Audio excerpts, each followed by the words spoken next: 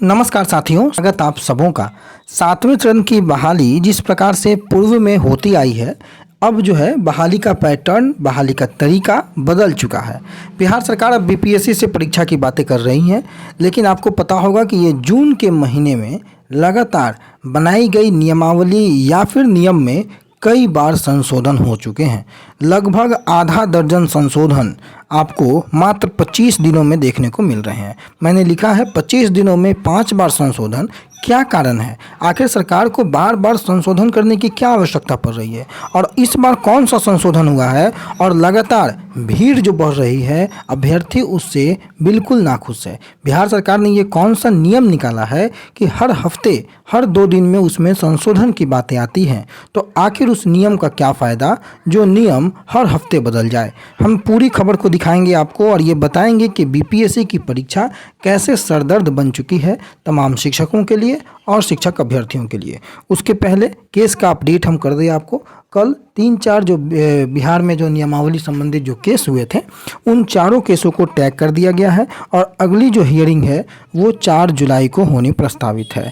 यानी कि 4 जुलाई 2023 को नियमावली संबंधित जो याचिका है वह सुनी जाएगी और उस पर कोई भी दिशा निर्देश 4 जुलाई को ही अब आने की उम्मीद है।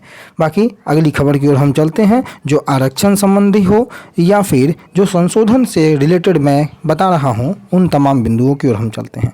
आपके स्क्रीन पे देख रहे होंगे कि बदलाव पुनः किया गया है और वो बदलाव है अभ्यर्थियों की पात्रता में।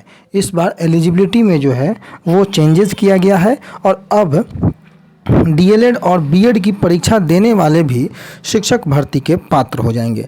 यानी कि सरकार ने अब बिहार में जो डीएलएड और बीएड की परीक्षा देने वाले अभ्यर्थी हैं उनको भी एलिजिबल मान लिया है इस भर्ती परीक्षा के लिए।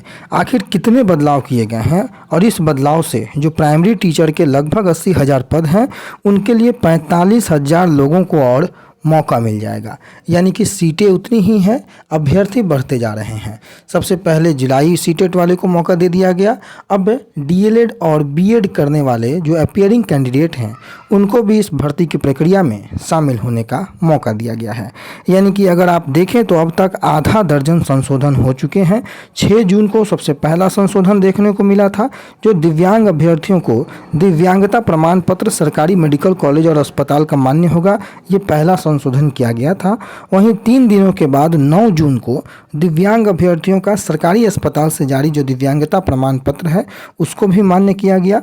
19 जून को सामान्य वर्ग, महिला, ST/SC दिव्यांग के लिए सीटेट में अंकों की छूट की सीमा बढ़ा दी गई और सामान्य वर्ग की महिला को भी 60% से घटाकर 5% की छूट देकर 55% यानी कि 82 अंक से अधिक लाने वाले तमाम लोगों को मौका दिया गया। और 82 अंक जो है वो पहले ST/SC और दिव्यांग कोटि के लिए ही था, परंतु अब जनरल यानी कि सामान्य कोटि के अभ्यर्थियों के लिए भी 82 अंक कर दिया गया और अब ST/SC और OBC को 50% यानी कि 75 अंक किया गया। 31 जून को सबसे बड़ा संशोधन किया गया कि सीटेट परीक्षा में शामिल होने वाले अभ्यर्थियों को भी इस परीक्षा में भर्ती की परीक्षा के लिए फॉर्म भरने के लिए एलिजिबल माना गया और 9-10 के विज्ञान शिक्षकों की अर्हता में बायोटेक्नोलॉजी, माइक्रोबायोलॉजी को भी शामिल किया गया और वहीं सामाजिक विज्ञान में जो जरूरी अर्हता थी उसमें प्राचीन इतिहास को भी, जो हिस्ट्री है, उसके समकक्ष माना गया। 22 जून को बड़ा बदलाव परीक्षा की तिथि में कर दिया गया, जो कि 24, 25, 26 और 27 अगस्त को 2 पालियों में होने को निर्धारित की गई, जो कि पहले 19, 20, 26 और 27 अगस्त संभावित थी। और आज जो है वो बीएड और डीएलएड करने वाले अपीयरिंग कैंडिडेटों को भी, जो 31 अगस्त से पहले के बीएड और सीटेट की परीक्षा में शामिल हो रहे हैं, उन सभी को मान्य कर दिया गया। तो कुल मिलाकर लगभग आधा दर्जन से अधिक या आधा दर्जन संशोधन मात्र विगत 25 दिनों के अंदर किया जाना यह दर्शाता है कि बिहार सरकार के माध्यम से जो नियमावली बनाई गई है उसमें कई ऐसे पेंच हैं जो आगे चल के फंस सकते हैं और समय समय पर बिहार सरकार को जैसे जैसे उन बदलावों की ज़रूरत समझ में आ रही है वो बदलाव निरंतर किए जा रहे हैं। लेकिन सवाल उठता है कि अगर अगस्त के महीने में परीक्षा है तो क्या ये बदलाव अगस्त के महीने तक होगा या फिर कोई अलग से दिशा निर्देश जारी होकर क्लियर होगा।